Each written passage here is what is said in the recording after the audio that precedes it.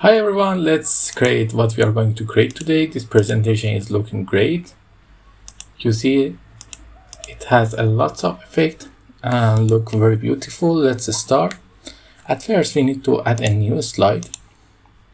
In our new slide we need to format the background for this menu to appear. Then we are going to choose the background from the here. I'm going to go with that color. Then we need to create a rectangle, but the importance of this rectangle is that the size must be half of the menu. So how we create it? It's really easy. Just do the thing I am doing and then select these two, go to shape format and fragment. Now your shape is ready. You can select both of them by Ctrl Shift U. Now select all four of them, go to shape format, set the shape outline to none. Okay, you see, but we have a little here. I'm going to make it a little bigger.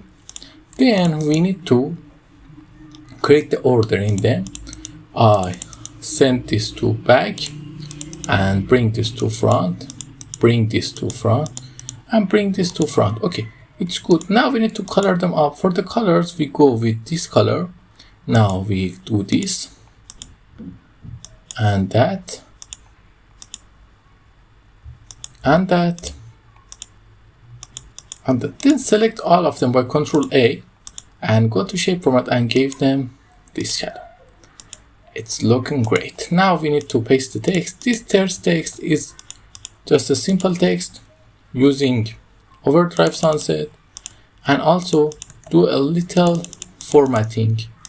From the text direction you can choose what you want. You see, it's really easy. Now after that we need to put out the text, copy, paste, copy, paste. I create the text before, because of that we don't need to create them again. Now we copy that and be ready to creating the effects. We just simply bring this down.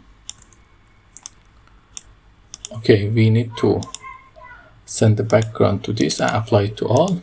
Okay, copy that and just simply select these two and bring them down. Copy that, select these two, and here we copy that and bring them in the middle.